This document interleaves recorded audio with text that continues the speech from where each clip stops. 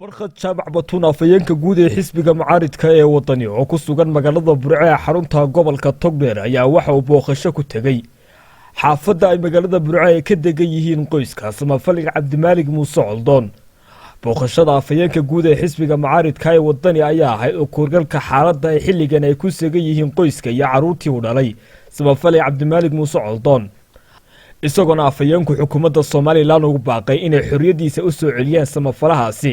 isagoo arrimahaasi ka hadlayna waxaa ka mid ah hadaladiisii sidoo siiyay qoyskii cabdimaalig sheekh muuse coldoon marwadiisa aasiya iyo awlaadiisa caadil iyo bilan inaanu ku soo booqano baradooda ay ka degan yihiin magaalada burco. arinta cabdimaalig waa arin runtii damqasho iyo dareen gaara leh saa hadda shakaare sheegayay. ilmaha dhabtaan ku hayaana isagoo dhuumanaya buu dhashay, ilmaha marwadiisu dhabta ay ku haysaana isagoo xidhan buu dhashay. boholiyo waalid baa bartan ka muuqda. arrintan annagu ugu nimid maha weji siyaasiya, wax siyaasada kuma tacalluqdo wax ambaarayna, waa weji insaaniyadeed.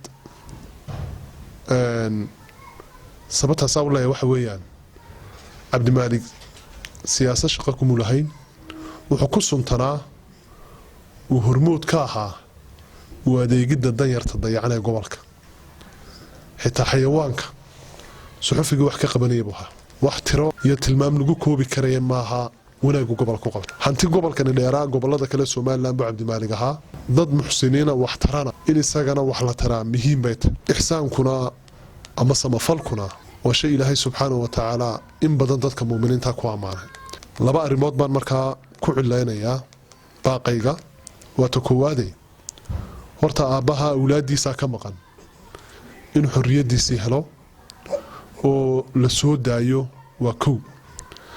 aabbaha ummadda Soomaaliland ka maqan ee ka xidhan ee gobolka togdheer danyarteedii ka xidhan ee masaakiinteedii ka xidhanna in xorriyadiisii helaa waa ta labaad. mudane madaxweyne, anigu xoolana kaa codsan maayo, xilna kaa codsan maayo, laakiin waxaan kaa codsanaya inaad nagu xurmayso ood cabdimaalig muuse coldoon xorriyadiisa u soo celiso. ilaahay adigana ha kugu dambi dhaafo, qoyskaana kaga farxi. qalinkii qarankaada gacanta ku haya. cabdiraxmaan cabdilaahi xasan cabaar, telefishinka caalamiga ee Som News, magaalada Burco.